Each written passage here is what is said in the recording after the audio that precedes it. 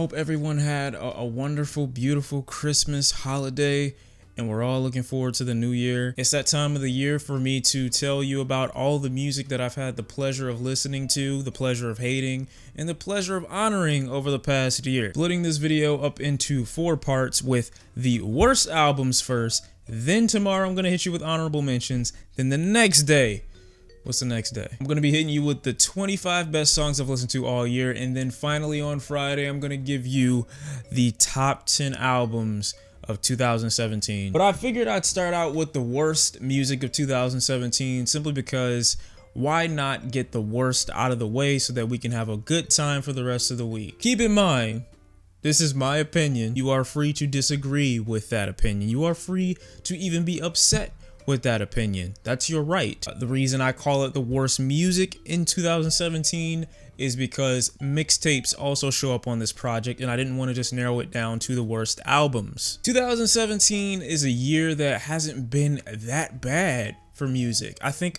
more music in 2017 falls on the average to not noteworthy side than it does noticeably horrible. So that's why this list isn't even going to be that long. There's not a ton of music on here. I mean, there's a bit, but it isn't like a crazy amount. Again, this is my opinion. In no particular order, because this music rubbed me the wrong way in every regard. I'm not going to order them. I'm not going to put them in an order of what is worst and what is best, because they all fall under the worst in my opinion. No point in First album on this list is none other than Lil Yachty's Teenage Emotions. The thing about Lil Yachty is I wasn't expecting this project to be amazing. I wasn't expecting it to be good or great, but I was expecting Lil Yachty to be self-aware enough to know that he is not this great rapper. He is not a rapper who has substance to his lyrics. The most I would say he does for his audience is teaches them to remain happy, whether that happiness be long-term or short. He tries to have a good time, him and his audience, and for what I've been told, it's feel-good music. If feel-good music means you jump off a 3-story building and hit the concrete face first, and then you feel good in terms of you dying, then yeah, that does feel good, so I guess Lil Yachty's music is good for that. Unfortunately, Lil Yachty doesn't capitalize off of the fact that he is known or labeled as a bad rapper within the rap game, rap community, hip-hop community, whatever you want to call it.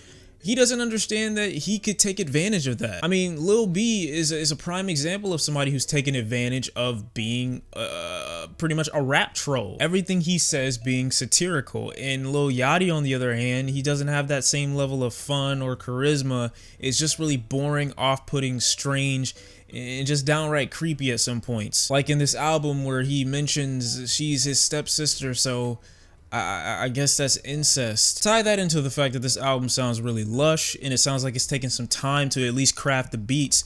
Lil Yachty does not take advantage of the production on this album at all. He makes the sleepiest music known to man. And I guess I really wouldn't have an issue with this as much, and it may not have even ended up on my worst list of 2017, but the marketing for this album really rubbed me the wrong way. Lil Yachty's excuse for this album cover is essentially saying that he was an outcast, so he put other outcasts on his album cover. The difference between Lil Yachty and the people on the album cover is Yachty describes himself as a guy who grew up normally. He describes himself as a kid who ended up going to college. Even if he didn't get the most girls in the world, it didn't matter. He wasn't like this complete outcast. He might have been a nerd. He might have been a little bit weird or strange, but I don't believe people were going out of their way to bully him, outcast him, or look at him a certain way. He looked like a normal guy when he was younger. So he didn't grow up an outcast. He became an outcast after entering the hip-hop community. After entering the realm of hip-hop and being known to make some of the worst music known to man, that's what set him apart from other people. The fact that he made terrible music,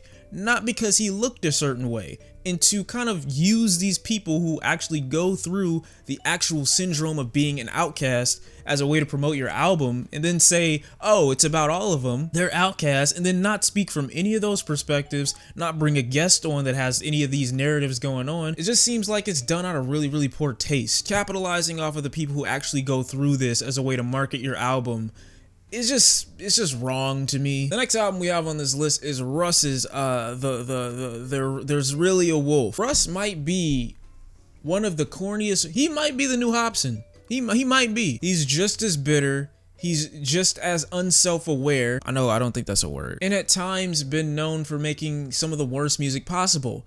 The only difference between Hobson and Russ, though, is Hopsin has actually shown lots of moments in his career where he has substantial bars and shown to be a very good lyricist when he wants to be. I can't speak for all the time, but when he wants to, he's proven to be a good rapper. Russ, on the other hand, spends most of his album talking about how much of it he did on his own and basically how he's deserving of credits or deserving of things or entitled to certain treatment, entitled to certain things in life because he did certain things by himself. Russ, I hate to break it to you, but the production on your album, even though your fans give that as the reason why you're the greatest, because you mixed it yourself, you mastered it yourself, you recorded it, oh shit. Unfortunately, it sounds like it, okay? It sounds like these are uninteresting beats. These beats sound sleepy, they sound uninspired, they sound repetitive from time to time, and you just rap on them for 2-3 verses at a time. Russ is the exact same rapper that everyone else is, rapping about, oh, I'll take your girl. I know A-list celebrities. As I said in my review for this album, why didn't you get some of those A-list celebrities to help you with production for this thing? Because it sounds sleepy as hell. In my opinion, Russ seems to be a G-Eazy who doesn't know he's a G-Eazy. Dude spends so much time of this album trying to convince you of his greatness because by the end of it, you're not convinced. I know you're not. To sum it up for myself, there's nothing horrible about this project.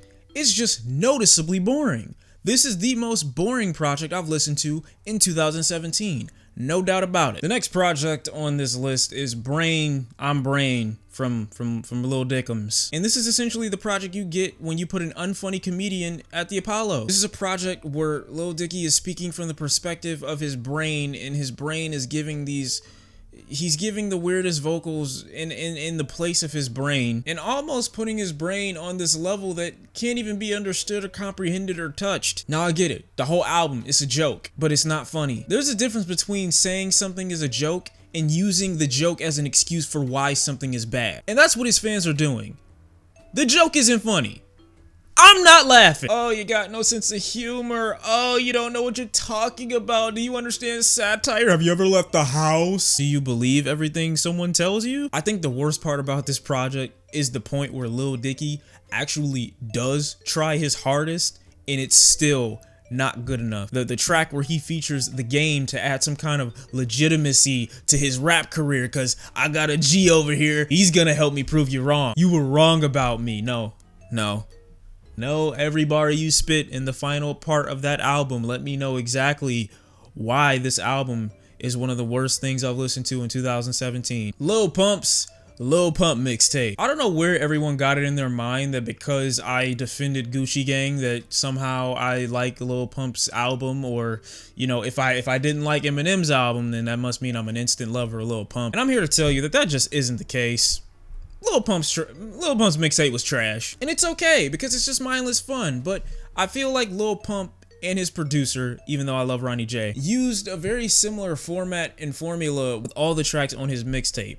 I'm not a fan of throwing things against the wall until something sticks, and that to me is what he tried to do on this project. There were a lot of forgettable tracks on that mixtape, and pretty much the only one that was worth listening to that I believe was on the mixtape was Gucci Gang. It's one thing to like a kid for, you know, delivering certain kinds of rap music and being really hype and being really energetic. It's another thing to completely ignore the fact that half the time he's a 17-year-old rapping about doing drugs and people for some odd reason seem to be in full support of that. I mean, hey, do what you gotta do. It's not making the music good. Your lyrics aren't good. They seem to be a placeholder. Most of the songs on this project seem to be short, probably because he hasn't fleshed out or had a full thought about what he wants a song to be on this project. I would even give it a pass for being a good project in context of what it was trying to accomplish. It's not trying to be lyrical. It's not trying to be out of this way. It's not trying to give you a message or deliver anything cohesive or any kind of concept. While I do appreciate that,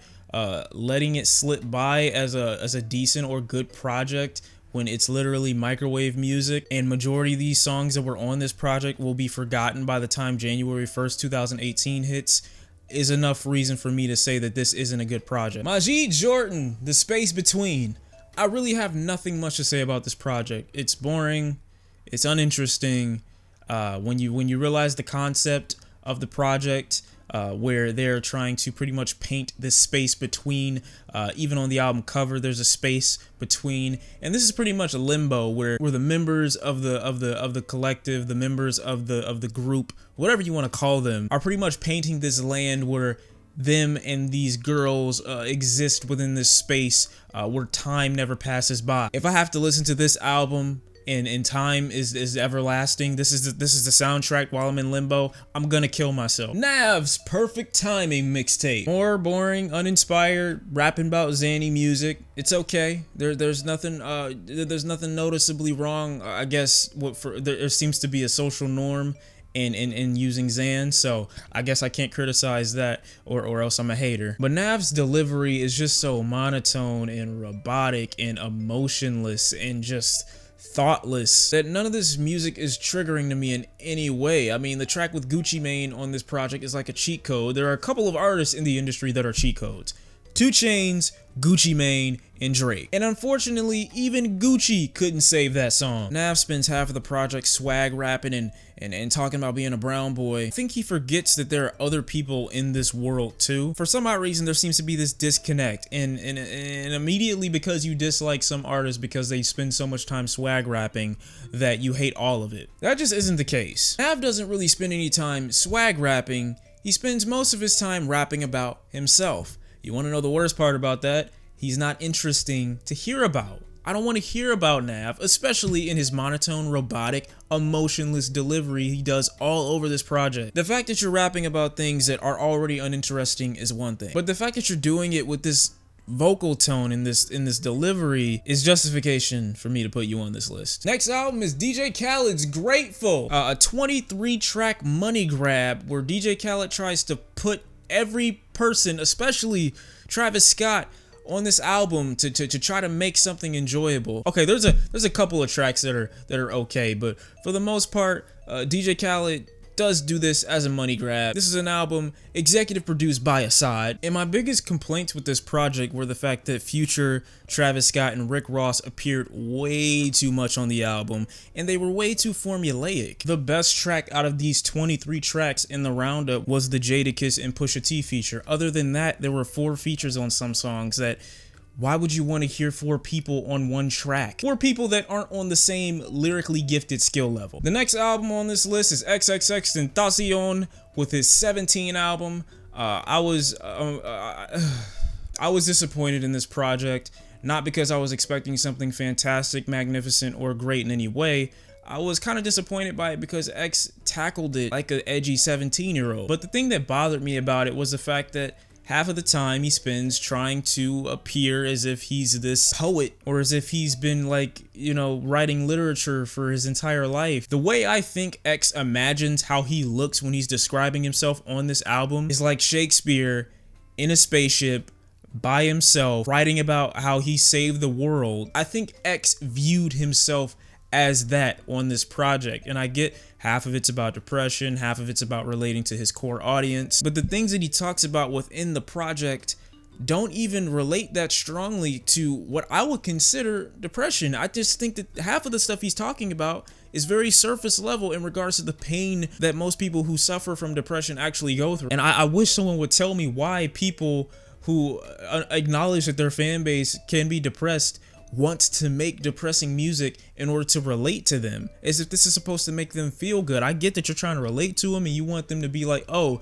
it's going on with me too, but to try to run that theme through all the tracks on this project is just a little weird to me. It's like you're playing off of their depression. And I get that some of the things that happen on this project that X describes are really bad, but at the same time, I'm always wondering with this project why he needed to make a whole album about it. Tie that into the fact that a lot of these tracks are under 2 minutes.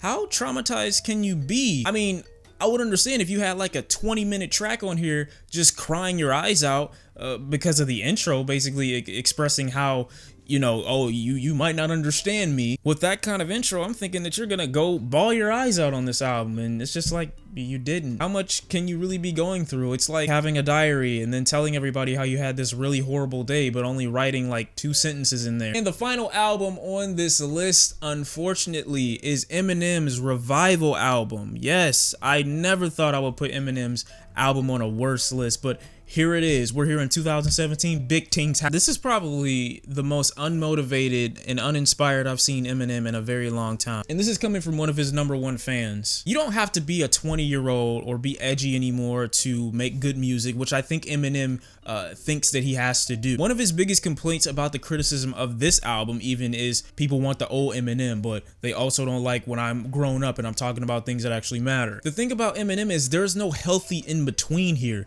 There's no mixing of these two lifestyles. Literally, Eminem is either a dad rapping thinking that he's cool for rhyming the words that he's rhyming, or trying to live in the past, which no one is asking you to do. They're just asking you to stop with this fake concept that you have going on here. I don't think any of us are asking Eminem to remain this edgy 20-something-year-old making rap music about, you know, decapitating his girlfriend or something like that. That's not who we're asking him to be anymore. But I also don't want you to force any of your new music either. I mean, in his new music, and especially on this album, some of it just seems like he's trying to adult instead of just being an adult. It's like he's forcing himself to talk about things that he doesn't normally talk about, because even on certain tracks like Unstoppable and situations regarding abuse, situations pertaining to Trump, he tackles them in such an immature and an uninformed way to me. Like the comments and the arguments he uses to go against these things are just really basic. Unfortunately, I thought the pop features were going to be to include the audience of those pop features, so that maybe, you know, hopefully he was going to spread some really powerful message and get those people's audience to get on his album so he could tell a story about what's really going on in his real point of view. But when I listened to the album, I got a bunch of regurgitated opinions, a bunch of arguments that aren't strong enough to even be included on a song, a voice from Eminem that's been stripped of any kind of passion, motivation, drive, or creativity. He even raps about Kim on this project, which to me is weird, because it's as if Kim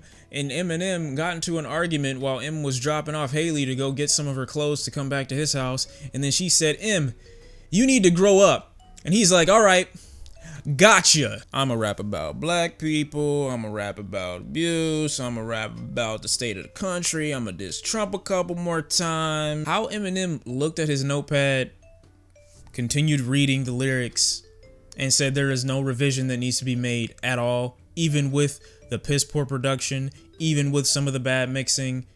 I could understand it if he at least polished his bars. He didn't even do that. We're in a weird state of the world where one of the best rappers is giving some of the worst lines in US history. On the delivery of some of these bars, Eminem legitimately sounds like he's busting a nut every time he delivers a bar. Or that he's having a heart attack. One of the two. I just feel like Eminem doesn't want to start fresh. I feel like he doesn't want to start new. I think he wants to hold on to this idea or this sound that he's got, because he's been using it for the past couple years, like at least the last 4 or 5 years he's been using this sound. I want him to come away from this. Like, he's still trying to hold on to something that's broken, and he just needs to accept the fact that this is broken. Okay, you got to start fresh. Take all this off the drawing board, start new. Because if I gotta hear 2010 Eminem in 2020 when he may release his next album, I'm going on strike. Next on this list, Big Crit. Forever is a mighty long time. I'm just playing. Got your ass. These are my worst albums, my worst projects, my worst music, my worst tapes of 2017. This is what it is. Hope you enjoyed the video. Please don't be mad at me. If you are, I couldn't care less, but I still love you though. I hope you're prospering in life. Tomorrow I'm hitting you up with my honorable mentions of 2017, so stay tuned for that. It has been Shawn C. I'll see you next time, and I'm out. Peace.